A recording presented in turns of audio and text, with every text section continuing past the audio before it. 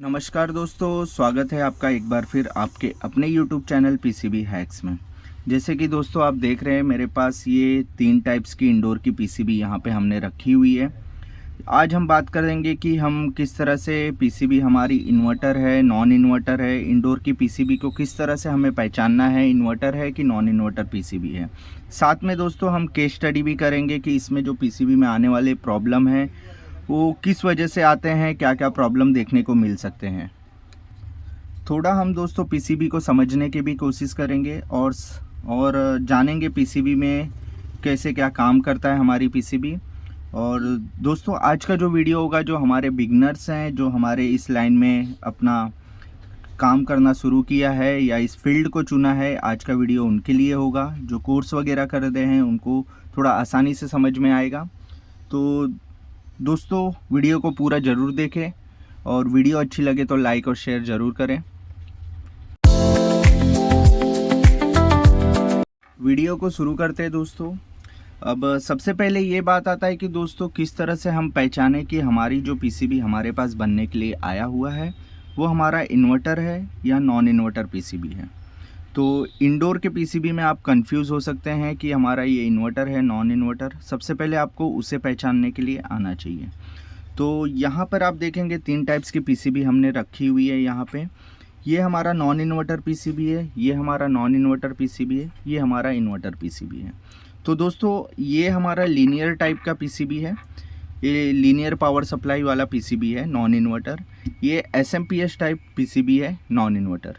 और ये भी हमारा एसएमपीएस टाइप पीसीबी है नॉन इन्वर्टर। यहाँ पे हमें एसएमटी ट्रांसफार्मर देखने को मिल रहा है। आपको इन्वर्टर में भी लीनियर टाइप आपको इंडोर की पीसीबी देखने को मिल सकती है। अगर दोस्तों आपके पास नॉन इन्वर्टर टाइप पीसीबी बनने के लिए आता है तो आपको उसके लिए सिर्फ आपके पास होना चाहिए सेंसर और रिमोट। आपके पास हैंडसेट आपको मंगा लेना है उसे टेस्टिंग के लिए। और अगर आपकी इन्वर्टर टाइप आपके पास पीसीबी इंडोर की आती है बनने के लिए, या कंप्रेसर का इशू आता है या जो भी आता है, तो उसके लिए आपको आउटडोर की पीसीबी की भी ज़रूरत लग सकती है। अगर आपका जो इन्वर्टर इंडोर की पीसीबी है अगर डेड कंडीशन में आ रहा है तो आपको आउटडोर की ज़रूरत नहीं होगी। अगर ये आपकी पीसीबी कंप्रेसर का आउटपुट नहीं आ रहा है, किसी तरह का एरर आ रहा है, तो आपको इंडोर और आउटडोर दोनों पीसीबी की रिक्वायरमेंट होगी। नहीं तो क्या होगा दोस्तों, कुछ टाइम चलने के बाद 3 से 4 मिनट चलने के बाद आपको आउटडोर का एरर दे देगा, कम्युनिकेशन का एरर दे देगा। और जो हमारा नॉन इन्वर्टर पीसीबी है इसमें सिर्फ आपको सेंसर मंगाना है। सेंसर आपको कंपलसरी मंगाना है दोस्तों, चाहे आपकी इंडोर की पीसीबी हो या आउटडोर की पीसीबी है। साथ में आपको हैंडसेट मंगाना है, इसका रिमोट आपको मंगा के रखना है। अब आपको कैसे पता चलेगा कि हमारा ये पीसीबी नॉन इन्वर्टर है या हमारा इन्वर्टर है। तो सबसे पहले मैं आपको नॉन इन्वर्टर पीसीबी के बारे में बता देता हूँ। यहाँ पर आप देखेंगे इसके कनेक्शन के थ्रू ही हम पहचान सकते हैं। यहाँ पर आप देखेंगे 2 वायर दी गई है। ये जो वायर है हमारा दोस्तों, ये हमारा है न्यूट्रल है और ये हमारी आउटपुट की है। और ये जो आप देख रहे हैं ये हमारा फेज़ है। तो अभी फेज़ किस तरह से आपको पहचानना है, अगर आप इधर बैक साइड में देखेंगे यहाँ पे हमारा फ्यूज़ लगा हुआ है और ये जो फ्यूज़ का कनेक्शन है आपके रिले की एक वायर में जाएगी। ये जो पॉइंट देख रहे हैं, ये पॉइंट और ये पॉइंट, आप अगर इसको कंटिन्यूटी चेक करेंगे तो आपको बीप साउंड आएगा। तो इसका मतलब ये है कि हमारा ये फेज़ हो गया, ये हमारा न्यूट्रल हो गया। तो इसके थ्रू आप पहचान सकते हैं। और आपकी जो इन्वर्टर बोर्ड होगी दोस्तों, इन्वर्टर बोर्ड में आपको पहचानने के लिए क्या करना होगा, यहाँ पे आप देखेंगे NI लिखा है, न्यूट्रल इन है, ये इन है न्यूट्रल, और ये हमारा फेज़ होगा। ये जो हमारा ये आप फ्यूज़ देख रहे हैं, फ्यूज़ के साथ हमारा ये वायर कनेक्ट होगा, ये आउटडोर की पीसीबी में जाएगा और यहाँ से एक न्यूट्रल भी हमारा आउटडोर में जाएगा। जो बचता है हमारा तीसरा वायर वो हमारा होगा ये सिग्नल का। यहाँ पे देखेंगे आपको सिग्नल का वायर किस तरह से पहचानना है। यहाँ पे देखेंगे RS, यहाँ पे आप लोकेशन देखेंगे, यहाँ पे RS लिखा है, या तो आपको डेटा सिग्नल लिखा हुआ या कम्युनिकेशन COM या S लिखा होगा। इस तरह से आप पहचान सकते हैं इसके लोकेशन नंबर से। या तो आपको यहाँ पे दोस्तों, यहाँ पे आपको ऑप्टो कपलर देखने को मिलेगा बैक साइड में, या आगे के साइड में आपको ऑप्टो कपलर देखने को मिल सकता है, डायोड देखने को मिल सकता है। इस तरह से आप इसको पहचान सकते हैं आपकी ये इन्वर्टर पीसीबी है या नॉन इन्वर्टर पीसीबी है।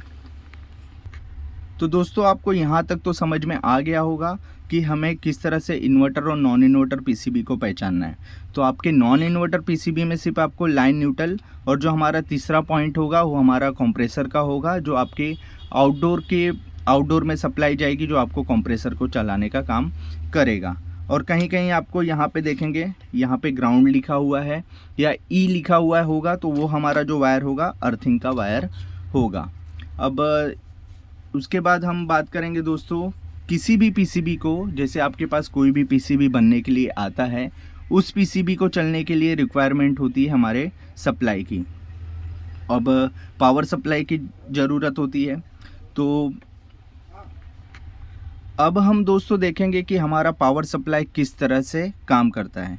तो सबसे पहला क्या रिक्वायरमेंट होता है हमारा इसमें, अगर हम पावर सप्लाई देते हैं पीसीबी में दोस्तों, लाइन और न्यूट्रल हमने पीसीबी को दे दिया, तो अब इस पीसीबी में कितने टाइप के जो हमारे वोल्टेज आउटपुट होंगे वो जानना आपको ज़रूरी है। तो सबसे पहले देखेंगे यहाँ पे हमारा एक कैपेसिटर लगा हुआ है। तो यहाँ से हमारा सप्लाई जाएगा और यहाँ पे आप देखेंगे ब्रिज रेक्टिफायर लगा हुआ है। यहाँ पे आपको एसी का देखेंगे, एसी सिंबल बना हुआ है, एसी लिखा हुआ है। ये 2 पॉइंट पे आपको एसी वोल्टेज देखने को मिलेगा और ये रेक्टिफाई होके हमारा 300 वोल्ट आउटपुट होगा। तो हमारी जो पीसीबी की रिक्वायरमेंट होती है, अगर इन्वर्टर होगा और या नॉन इन्वर्टर होगा, जहाँ पे भी आपको यहाँ पे बड़ा कैपेसिटर अगर इस तरीके से देखने को मिलता है, लगा हुआ है, तो वहाँ पे आपको 300 वोल्ट देखने को मिलेगा। तो वहाँ पे आपको जैसे कि अगर डीसी कैपेसिटर, यहाँ पे बड़ा कैपेसिटर लगा है तो आपको 300 वोल्ट यहाँ पे डीसी देखने को मिलेगा। अगर आपका जैसे कि इन्वर्टर पीसीबी है और डीसी मोटर है आपका, तो डीसी मोटर को चलने के लिए हमें 15 वोल्ट डीसी की ज़रूरत होती है और 12 वोल्ट डीसी की ज़रूरत होती है हमारे इस रिले को चलाने के लिए। ये आपका जो रिले है 12 वोल्ट पे चलेगा और हमारी किसी में हमारी स्विंग मोटर होती है वो 12 वोल्ट पे चलेगी। और जो हमारा 5 वोल्ट होता है दोस्तों, 5 वोल्ट जो रहेगा हमारे एमसीयू को चलाने के लिए होगा। नॉन इन्वर्टर में दोस्तों आपको ज़्यादातर 5 वोल्ट से हमारी एमसीयू चलती है, बट जो हमारी इन्वर्टर बोर्ड होगी, इन्वर्टर में आपको 5 वोल्ट भी देखने को मिलेगा और 3.3 वोल्टेज भी देखने को मिल सकता है। जैसे कि दोस्तों मैंने आपको बोला कि हम साथ में केस स्टडी भी करते चलेंगे। तो अगर देखिए सबसे पहला जो कंडीशन बनता है, अगर आपकी पीसीबी आपके पास आती है और उसे आप सप्लाई देते हैं 230 वोल्टेज और आपकी पीसीबी ऑन नहीं होती है, आपकी पीसीबी पूरी डेड कंडीशन में ऑन नहीं हो रही है, तो आपका जो प्रॉब्लम होगा आपके पावर सप्लाई में प्रॉब्लम होगा। जैसे कि इसमें देखेंगे ये इतना पावर सप्लाई का सेक्शन है, यहाँ पे आपको पावर सप्लाई का प्रॉब्लम देखने को मिल सकता है। और यहाँ पर देखेंगे दोस्तों, ये जो पीसीबी है यहाँ पे आप देखेंगे कट बना हुआ है, इस तरीके से देखेंगे ये कट बना हुआ है, ये हमारा हाई वोल्टेज पे काम करेगा, यहाँ पे हाई वोल्टेज रहेगा और बाकी जो आउटपुट वोल्टेज रहेगी वो आपका नॉर्मल रहेगा। तो ये कट का जो निशान बना है ये हमें बताता है कि हमारी यहाँ पे हाई वोल्टेज है, तो यहाँ पे आपको किसी तरह का हाथ नहीं लगाना है। अगर आपके पास पीसीबी डेड कंडीशन में आती है तो आपको इस कैपेसिटर को डिस्चार्ज कर लेना है, नहीं तो आपको झटका लग सकता है। तो सेफ्टी फर्स्ट, सेफ्टी के साथ काम करें। और अगर आपकी पीसीबी डेड कंडीशन में आती है दोस्तों, तो सबका पैटर्न एक ही है। अगर आप यहाँ पे देखेंगे तो सबसे पहले आपको यहाँ पे AC supply, AC voltage check करना है 230 वोल्टेज आ रहा है कि नहीं। उसके बाद आपका ये सेकंड पॉइंट, आपका ये ब्रिज रेक्टिफायर होगा दोस्तों। तो इस ब्रिज रेक्टिफायर के बीच की जो पिन होती है हमारी, वो हमारी यहाँ पे एसी वोल्टेज आता है। तो यहाँ पर अगर आप एसी वोल्टेज चेक करेंगे तो यहाँ पे 230 वोल्टेज के आसपास आना चाहिए और जो आउटपुट वोल्टेज होगा दोस्तों वो हमारा 300 प्लस वोल्टेज देखने को मिलेगा। तो यहाँ पर देखेंगे, यहाँ पे एक बड़ा कैपेसिटर लगा हुआ है और यहाँ पे एक एनटीसी लगा हुआ है। तो आपकी यहाँ से जब आउटपुट होगी तो यहाँ से इस एनटीसी के थ्रू होते हुए इस कैपेसिटर पे 300 वोल्टेज देखने को मिलेगा। अब मैं दोस्तों आपको इतना चेक करना है, उसके बाद आपको आउटपुट वोल्टेज भी चेक करना है कि हमारी आउटपुट वोल्टेज बराबर हो रही है कि नहीं। अभी दोस्तों आपको जितनी भी पीसीबी आपके पास रिपेयर होने के लिए आएगा, ज़्यादातर आपको पीसीबी एसएमपीएस टाइप का देखने को मिलेगा, जिसमें आपको ये छोटा सा एसएमटी ट्रांसफार्मर देखने को मिल सकता है।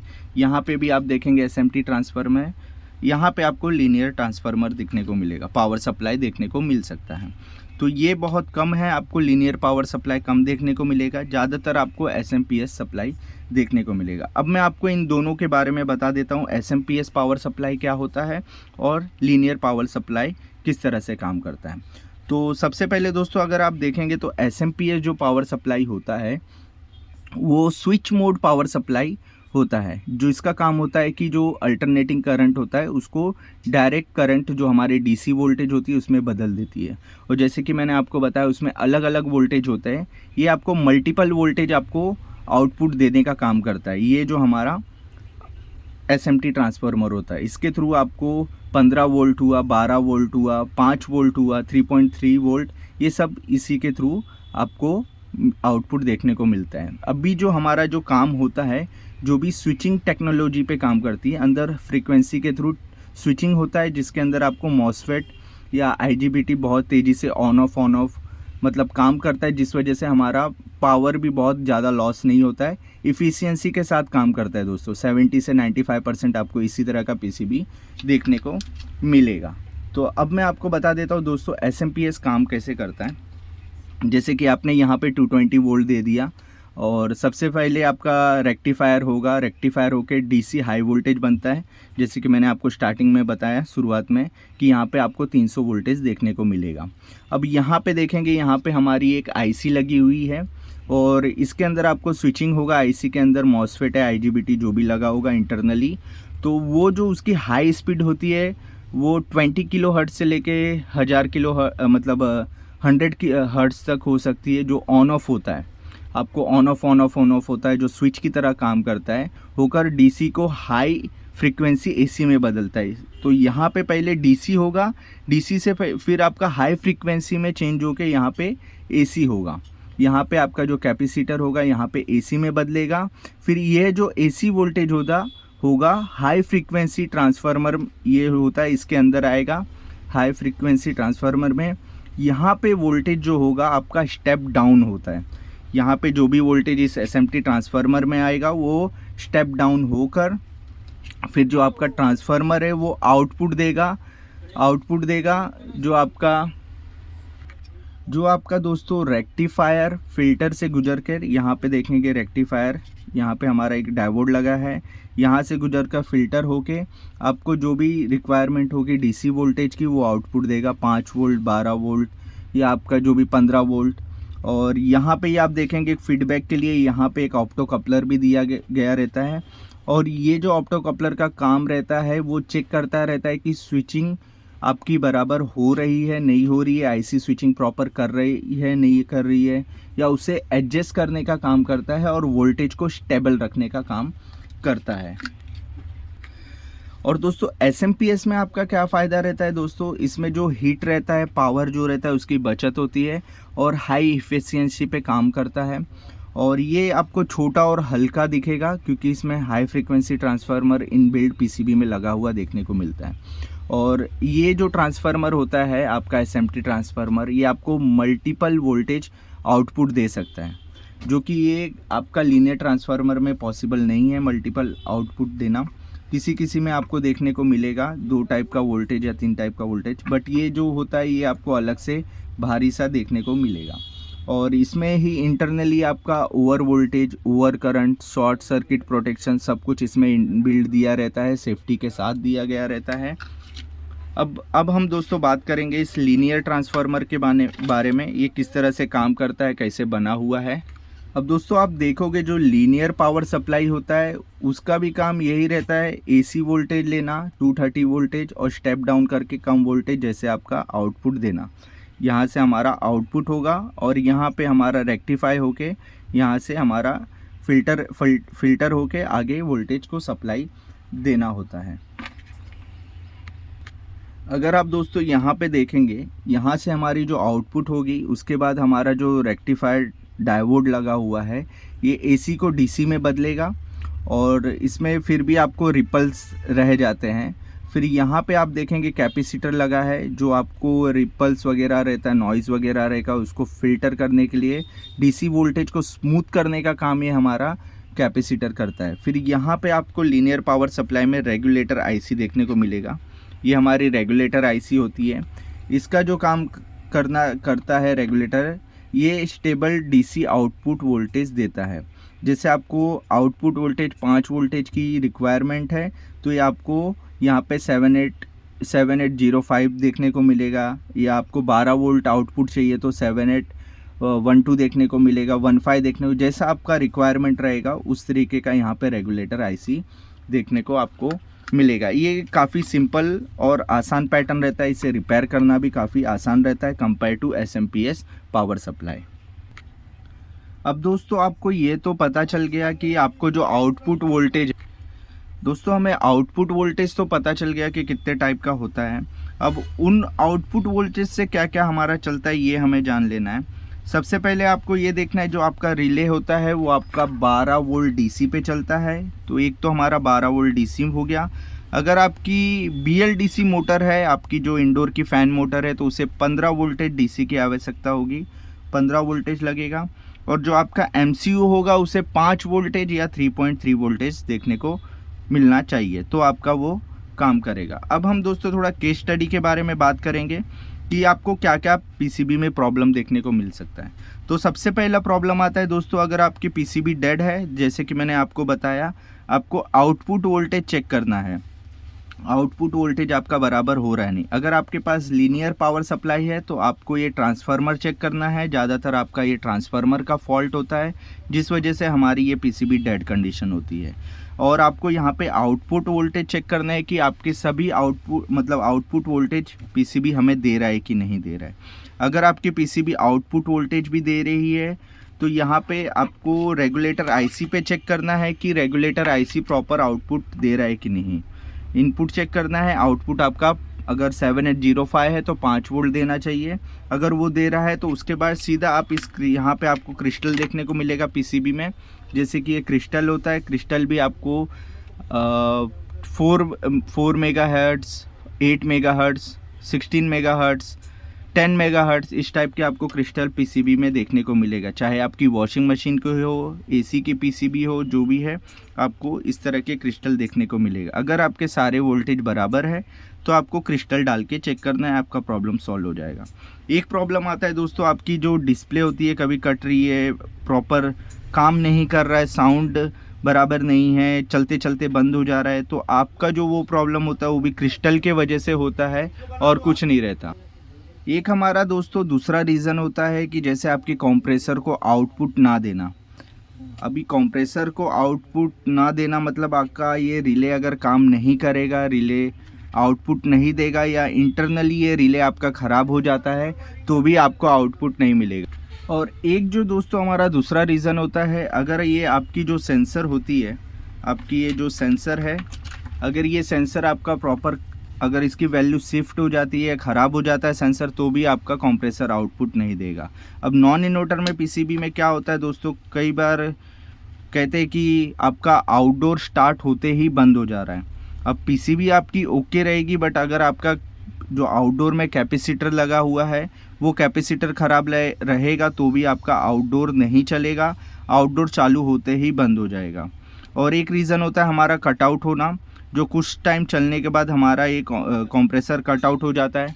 वो भी जो हमारा प्रॉब्लम आता है हमारी सेंसर के वजह से आता है। अगर हमारी सेंसर ख़राब हो जाती है तो भी इस तरीके का प्रॉब्लम देखने को मिलेगा। अब भी की जो पीसीबी आ रही है दोस्तों, उसमें ज़्यादातर आपको जो भी पीसीबी में प्रॉब्लम आता है वो डिस्प्ले पे एरर शो कर देता है।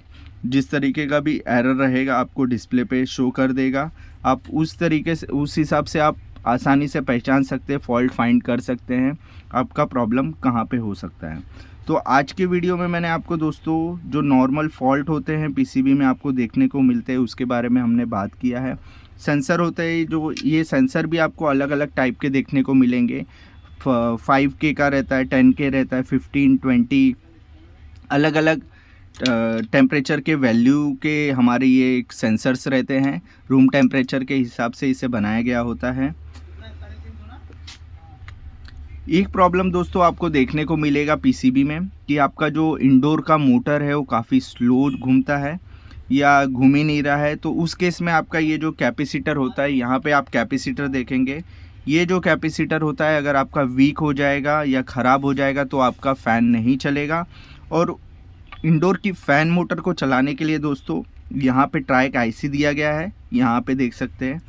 और यहाँ पर आप देख सकते हैं ये ट्राइक आईसी है जो आपके फ़ैन को चलाता है।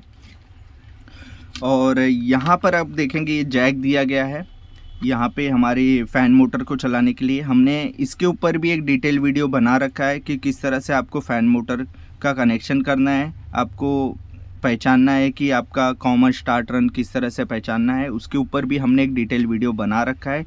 वो वीडियो भी आप जाके देख सकते हैं। ऐसे ही हमने काफ़ी वीडियो हमारे यूट्यूब चैनल पे पोस्ट अपलोड करके रखा है, वॉशिंग मशीन, एसी, फ्रिज सभी तरह के। आप उन्हें भी जाके देख के सीख सकते हैं और आप इसमें अपना सीखने को काफ़ी कुछ मिलेगा दोस्तों। आज की वीडियो में बस दोस्तों इतना ही। मिलते हैं नेक्स्ट वीडियो में फिर एक नए टॉपिक्स के साथ। जय हिंद, जय भारत।